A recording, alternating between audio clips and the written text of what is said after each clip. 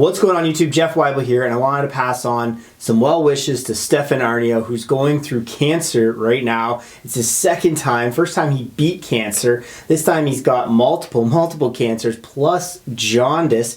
And if you don't know who Stefan Aarnio is, he's one of Canada's top real estate investors, and he's a friend of mine. And I wanted to pass on some information to you guys. Maybe you don't even know who he is. Maybe you'll start following him and following his journey after this. But you got to go back a few years ago with Matt McKeever, big YouTube star right now. If you're not following him, make sure you get over and follow Matt. And it all started in London, Ontario, where Stefan Aarnio came to give a talk where I'm from. And Matt McKeever attended, and he started chit-chatting to Stefan Aarnio that he had a YouTube channel. Stefan Aarnio was very interested in YouTube at the time, and Matt wanted to learn more from Stefan Aarnio, who was very good. He was writing books. So Matt decided to offer his time for free to Stefan Aarnio to help him out with his YouTube channel. And Matt flew out to Winnipeg, slept on the couch in Stefan Aarnio's condo, and pretty much just learned everything about Stefan's business. Stefan is one of the first guys that had people living in other rooms in his condo that work for him in his business. So just like you see now with the people that live at the mansion here in London, Ontario, Stefan was a pioneer to this, where he was mixing that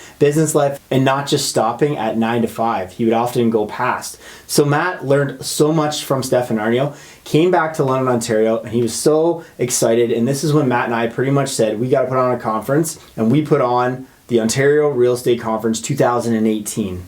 Now, the next year after this event, we ended up doing it again, the Ontario Real Estate Conference 2019, and we also did a Windsor version. Now, Stefan Aarnio came to the Windsor version of OREC and was our top sponsor at the Windsor event, and then was our top sponsor back in London at our London event. So it meant a great deal to me, because a lot of sponsors like to nickel and dime you. Stefan Aarnio had the check, came there, and he delivered at the conference. He was one of the favorite speakers to most people that went there. So now that he's not feeling very well, he's got $100,000 of treatments he has to do. It's obviously not cheap, so he has books available. If you guys could spare 10, 20, 30 bucks, buy one of his books right now. It would really help him out. I will put the links in my description, but I do have a lot of his books from over the years. I'm going to read you guys a few small passages from it. It's going to give you guys a bit of a tease of what the books are about. You will see how smart of a real estate man this guy is. A few moments later. So right here, you got two books, and maybe eagle eyes. I like to use money as bookmarks sometimes, but we have the Black Book Tactical Journal of Stefan Aarnio, and also the High Performance Strategic Journal. So the Black Book, what you need to do if you're a real estate agent, or if you are buying a lot of properties and you talk to a lot of sellers privately, it's a simple book where you put down all your information and find out when your next action is, when to contact these people. Do you know how many leads I let slide through the cracks because I'm not writing them down? This book would become so valuable if I actually followed what Stefan Aarnio was telling me to do. So I do have it. I started at one point. I need to get kicked in the butt again to get back out and use this book. And it looks pretty cool. So I'd be picking this up if you want to be tracking your leads. And also the High Performance Strategic Journal. I just wanted to read to you guys one passage that I thought was pretty cool and what is very relevant today, what we're doing. It's just a little spot, like most of it is a schedule for you guys to keep track, your daily wins, your lessons learned, your gratitude, your daily goals, your targets, all right? And then, but he's got some points at the beginning. Avoid meetings at all costs. Billionaire Mark Cuban once said, never take a meeting unless someone else is writing the check. The problem is with meetings, oftentimes people aren't ready, they're late, they're unprepared. I think right now with Zoom, it's been very good because we're all living out of our calendars, and then if we do have a Zoom meeting to attend, it's quick, it's to the point, and you're off the Zoom. There's no commuting, you just log on to your Zoom meeting and you get the information across to your partners, and that's been pretty good. But I like Mark Cuban's advice, and it's at the beginning of this High Performance Journal, is don't take meetings, because oftentimes it just drags on and on and on, and you're just wasting time, and you're just thinking you should do a meeting. So that's that one part. All right, but let's get into the good ones now. And one of the cool ones here, he has the 10 the 10 Commandments book. A little bit of a spoiler for you guys. Real estate agents do not learn negotiations when they take their real estate exams. It's just policy. How we learn to be good at negotiating is a lot of trial and a lot of volume. But obviously Stefan Aarnio has a really good negotiation book here. So again, if you're a real estate agent or if you are a private investor, pick up a copy of this. I'll read you guys a really cool passage right here. There's actually two in this one I want to read to you guys. So there's a bit of a blurb before, but after he's got a practical here, and I want to read to you this one practical, and it's avoid absorbing other people's problems. It's got practical gambit, hot potato, or not my problem. I've heard so many investors say the words not my problem, and now I know exactly where they're getting it from. They're stealing it from Stefan Aarnio. Move. Someone is trying to pass their problem onto you, known as passing you the hot potato. For example, we can only afford $150,000 for our house purchase because the bank is limiting our credit. So this will happen all the time. You'll see it in negotiations. And Stefan here has the counter move. Test the other side's problem for validity. Can you show me written proof from the bank that $150,000 is the maximum that you can pay? Or simply use the line, that's not my problem. Tell your clients to find more money. The phrase, not my problem, is a very powerful way of separating the pity from reality. Another counter that you can use on hot potato is pass the hot potato right back to the other side. For example, a contractor gives you an unfavorable quote on a renovation. Now pay attention to this one, I really like this one. For example, a contractor gives you an unfavorable quote on a renovation you need to do at 40 grand for a house renovation. Your budget is only 30 grand, so it's obviously 10K over. Just call the contractor back and say, I love your quote, I think I want to work with you, but we have one problem. I need the same work done for $30,000 and not a penny more. Take some time, go over your numbers, find some efficiencies, and call me back when you can make it fit the $30,000. Now there's one more I wanted to read to you from this one, and I really like this part. This is something I use definitely as a real estate agent. Create clutter and let them sort it out. This is a good one. Practical gambit, the decoy.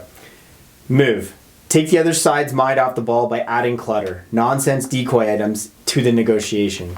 Example, you may want a $20,000 discount off the asking price when purchasing a home, but instead of simply asking for $20,000 less, you will ask for 1, a $20,000 discount, 2, a possession date 6 months in the future, 3, a fresh coat of paint on the interior of the house, 4, all junk removed from the garage, 5, a small deposit of $1,000 to secure the deal, and 6, all brand new appliances delivered from the store of your choice. In reality, you only want the $20,000 discount, but you're asking for all these other items to clutter up the deal.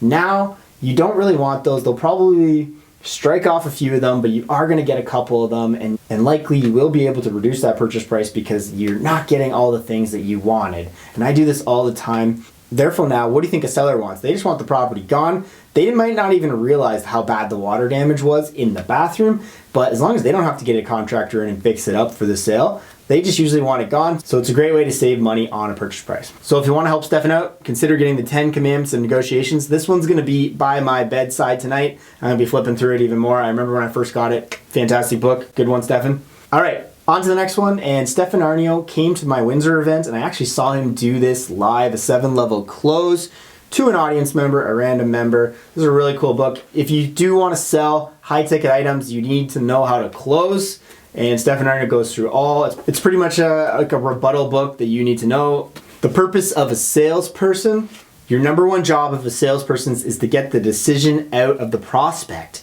There are 5 outcomes of any sales presentation. They are, number 1, yes. Number 2, yes with a condition.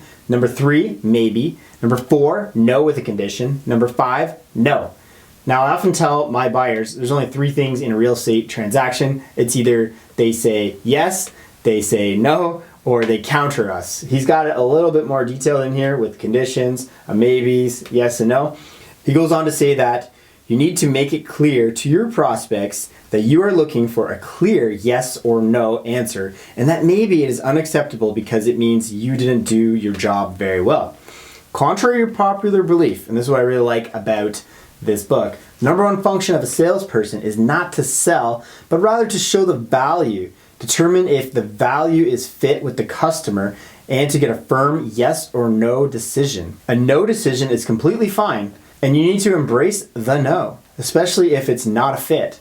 How many times do people try to jam something down your throat on the phone? If it's a no, basically he's cutting cold ties here. Never sell your customer something he doesn't need, so consider getting the close 7-level selling. All right, I ask a lot of questions on my Instagram and on Facebook groups, and I pretty much say, what are your problems with real estate investing? Now, majority of people say they don't have money, and that's where they stop. Now, I remember this book, and I quote it a lot of times to clients, and it's pretty much, if you can figure out this triangle, this is what makes the real estate world move around. Money, people, deal. And you need to have one of these things. The easiest way to play the game Money, People, Deal is to find the deal first. I always tell these people this. If you just find a deal, the money will come. It's this triangle. It's pretty easy. Once you learn to use other people's money, real estate becomes game over. So find the deal first. Get it under contract with an escape clause and allow yourself due diligence period or any other condition to delay the contract. This is standard. Get the deal under contract, then you go shopping around. While the deal is tied up, begin assembling a team required to execute the deal. Hey, I got this amazing deal. Anyone want to partner with me? I have no idea what I'm doing. People are going to partner with you if it's amazing. They're going to help you out. Once you have the deal under control and the people under control, begin shopping investors for money. Always have a professional business plan and loan proposal prepared. It's exactly what I do. I spend all my time looking for the deal. The rest sorts it out later. You get the right teams. I don't have everybody to do what I need to do. I figure it out once I have the deal. Then I go find the money as well. Right now we are raising a lot of money. Right now I'm trying to buy over 1,000 units and I can't do that with all my own money. So my big job is to find these units and then everything else comes into place. So if you know any good properties, make sure to drop me a line. But as soon as you can figure out Money, People, Deals, you will be making a lot more in real estate. This is what it's all about. This is another one I'm going to put on my bedside table tonight and thumb through it before bed. Which leads me into his last series, and it is Hard Times Create Strong Men. And we just got out of our good times right now. The 2010s, everything was great. No problems. TikToks, videos were doing amazing. And now we are in our hard times, and it's pretty easy of our hard times. All we got to do is stay at home. If you go back 80 years, and Stefan Aarnio in the book talks about 80-year cycles for the hard times create strong men. The boys had to storm Normandy. Those guys didn't know how to actually fight on the beaches of Normandy. They learned, they got drafted, they had to go. Do you think our millennials in the last 10 years would be able to go fight a giant war? No, they can barely sit at home when the government's telling them to sit at home. So we are in this times right now that Stefan Aarnio describes in an 80-year cycle as hard times create strong men. So they came home from Normandy and they were strong men after the hard times. Strong men create good times. Good times create weak men. So we were just in there. Now weak men create hard times. So we are in the hard times right now. And hopefully we get out of the hard times and we will all be able to go outside, beat coronavirus, and get back into strong men times. But obviously the economy is kind of doing its thing right now. So it's not easy, and Stefan Aarnio was pretty much a prophet in this book. Now it is rated R for relevant, and it's interesting. Stefan Aarnio actually wrote to me in the beginning of the book here. He put some stuff that I'm not allowed to read because it was private. I'd love to share to you guys, but it actually was April 28th, 2019. So literally, it was 1 year ago at OREC that he signed this for me. So crazy, only a year ago, and now Stefan Aarnio is falling upon his hard times. So we really wish him well. So again, if you could just get over and buy one of his books, that'd be amazing. Tag me. Let me know on Instagram if you actually did it. I'll make sure to send it his way, that we successfully got some book purchases out of this YouTube video. So really appreciate it, guys. Hopefully you guys are doing really well right now. Make sure you guys are brushing up on your skills. That's why I do suggest the books. And we will see you guys on the next video. Stay safe out there. And Stefan, if you're watching, I respect the grind.